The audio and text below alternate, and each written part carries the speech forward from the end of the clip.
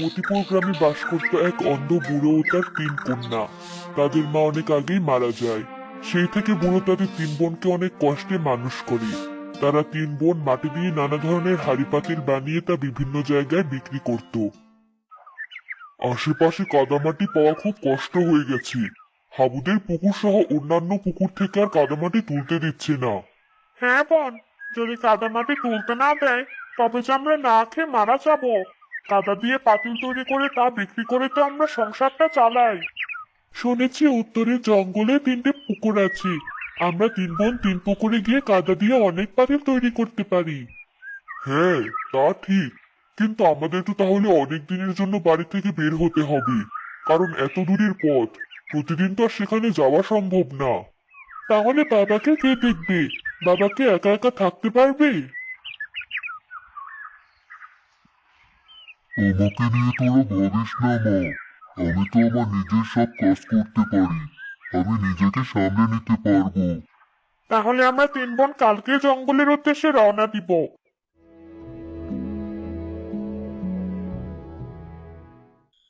সেই রাতে তারা সবাই যখন ঘুমিয়ে পড়লো তখন তারা 3 বোন স্বপ্ন দেখলো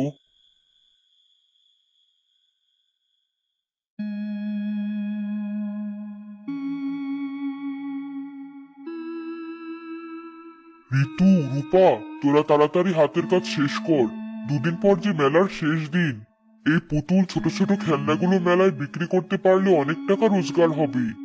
এই তো বোন, প্রায় শেষ হয়ে গেছে, আরেকটু। মা, আমি খুব তৃষ্ণার্ত। আমাকে তোমরা একটু পানি খাওয়াবে? কাজের সময় কোথা থেকে আসলে বুড়িমা? ঋতু, এই বুড়িমাকে ঘর থেকে একটু পানি এনে দে তো। আমি এখন যাচ্ছি না। আমাকে বলা লাগবে না, আমি যাচ্ছি। বুড়িমা, তুমি এখানে বসো, আমি তোমার জন্য এখনই পানি নিয়ে আসছি। রূপা ঘরে গিয়ে পানি ও 2টো পিঠে এনে বুড়িকে বলল, বুড়িমা, শুধু শুধু পানি তো আর কাউকে দেওয়া যায় না। তুমি এই পিঠে 2টো খেয়ে পানি খাও। খুব মিষ্টি মেয়ে তুই মা, তোর হাতেও তো অনেক কাজ ছিল, তবুও তুই আমাকে পানি এনে দিলি। আমার কাজের থেকে তোমার খিদের দাম যে অনেক বেশি বুড়িমা।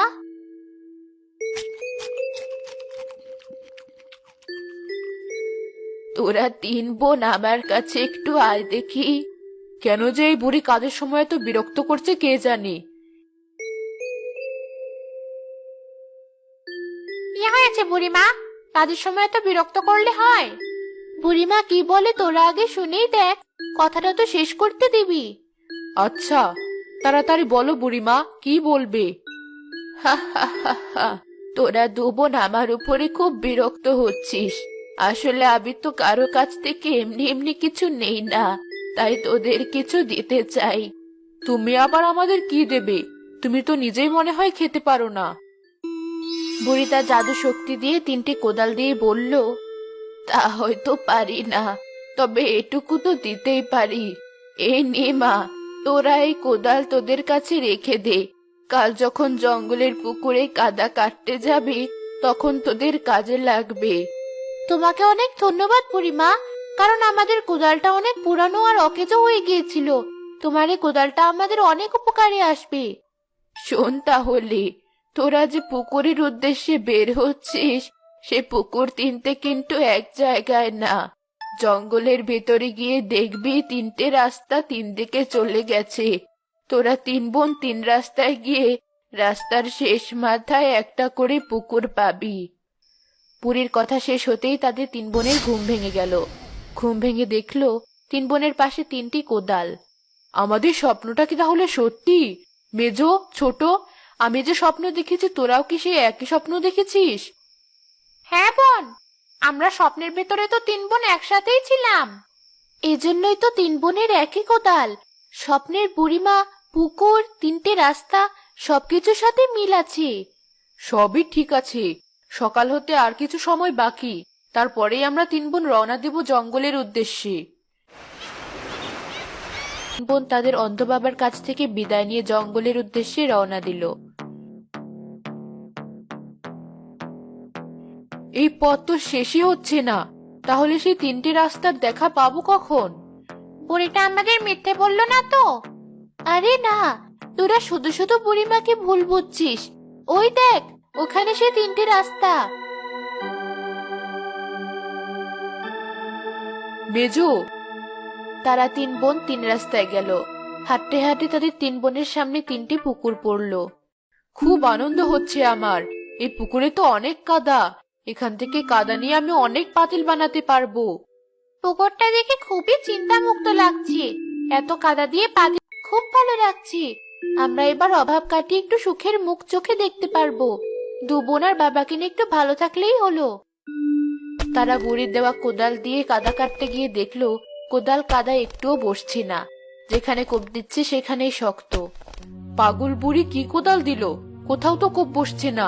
কাদা তো একেবারে লোহার মতো শক্ত। এবার কি করব? শয়তান বুড়িটা তো আমাদের ঠকালো। কোদালটা দিয়ে কোনো জায়গার কাদা কেন কাটা যাচ্ছে না? তাহলে কি এর ভিতরে কোনো রহস্য আছে? সোনার হাড়ি। আমার তো খুব খুশি লাগছে এটা ভেবে যে আমি এত সোনার মালিক। যেহেতু এখানকার কাদা কোনো কাজের না, তার চেয়ে বরং আমি বাড়ি ফিরে যাই। রূপর হাড়ি? নিশ্চয়ই হাড়িটি বিক্রি করলে আমি অনেক টাকা পাবো। যেহেতু এই পুকুরের কাদা কোনো কাজের না, সেহেতু আমি হাড়িটি নিয়ে বাড়ি ফিরে যাই। তারা তিন বোন হাঁটতে হাঁটতে তিন রাস্তার মাঝে এসে পৌঁছালো। মেজো, ছোট, আমার মতো তোরাও কি সোনার হাড়ি পেয়েছিস? না বোন, আমি রূপর হাড়ি পেয়েছি। আমি মাটির হাড়ি পেয়েছি। তাছাড়া পুকুর থেকে তো কোনো কাদাই কাটা যাচ্ছে না, তাই ফিরে এলাম। হ্যাঁ, আমারও এমন হয়েছিল। তবুও তো একটা সোনার হাড়ি পেলাম। ঋতু তো রূপো পেল আর তুই মাটি। তোর হাড়ি তো কোনো কাজেরই না। ছোট, এটা এখানে ফেলে যা। না বোন, পাহাড় জমতে লাগলো। ঋতু, তোর আর আমার হাড়িটা এখানে রাখ। ছোট, তোর এই মাটির হাড়িটা ঘরের এক পাশে রেখে দে। মাটির হাড়ি কি আর সোনার উপর হাড়ির কাছে রাখা যায় বল? তা তুই ঠিকই বলেছিস বোন। আচ্ছা ঠিক আছে, এটা আমি তোদের হাড়ি থেকে দূরেই রাখবো।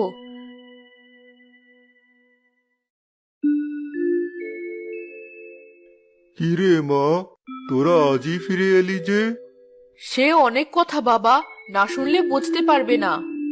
রত্না তখন তার বাবাকে সব কথা খুলে বলল। খুব ভালো হয়েছে মা। সৃষ্টিকর্তা তোদের দিকে এবার মুখ তুলে চেয়েছেন। আমাদের দিকে মুখ তুলে চাইলেও রূপার কি হবে? আমরা তো আর আমাদের সোনার উপর থেকে ওকে ভাগ দেব না। এমন কথা বললে হয় মা?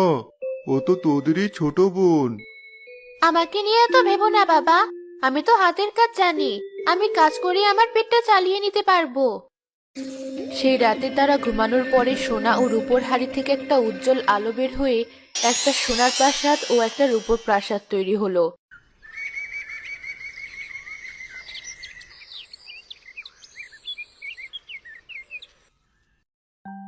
পরের দিন সকালে রত্না ও ঋতু ঘুম থেকে উঠে দেখে এ তো সোনার প্রাসাদ। সব আমার ওই সোনার হাড়ের কেরামতি। আমার তো বিশ্বাসই হচ্ছে না। যাই, বাবাকে গিয়ে বলে আসি। একইভাবে ঋতু একটা রূপোর প্রাসাদ পেয়ে খুব আনন্দ করতে লাগলো। রত্না ও ঋতু তার বাবার কাছে আসলো। বাবা, আমার সোনার হাড়িটা রাতারাতি আমাকে সোনার প্রাসাদ করে দিয়েছে। ওইটা যে জাদুর হাড়ি। বাবা, আমার রূপোর হাড়িটাও আমাকে একটা রূপোর প্রাসাদ করে দিয়েছে। আজ আমাদের খুব খুশির দিন। তুমি আমাদের সাথে চলো। 1 মাস আমার কাছে আর 1 মাস বোনের কাছে থাকবে। আর তোদের ছোট বোনটার কি হবে মা? ওকে এভাবে একা ফেলে কিভাবে থাকবো? ছোটর আবার কি হবে? সে কুমোরের কাজ করবে বাবা। আমরা তো থা। আমারও তো নোংরা পোশাক। তোদের ওই প্রাসাদে আমাকেও মানাবে না। তোরা বরং তোদের প্রাসাদে ফিরে যা। না গেলে থাকো, জোর করব না। রূপা কুমোরের কাজ করবে। তুমি আর রূপা পান্তা খেও। চল বোন, আমরা প্রাসাদে ফিরে যাই। তারা তাদের প্রাসাদে ফিরে গেল।